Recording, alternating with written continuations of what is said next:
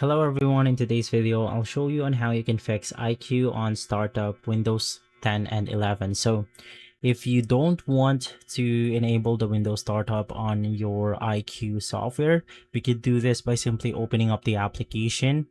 And if you also want to enable it, the same thing is going to be on the same spot or on the same setting. So once again, just open up the application. And from here, it doesn't matter whether you're inside your dashboard or onto the home category. You just want to click on the gear icon, which will then take us to the general option. And then from here, we have an option called Start on System Startup. So if you want to disable this, you want to just make sure that it is not checked.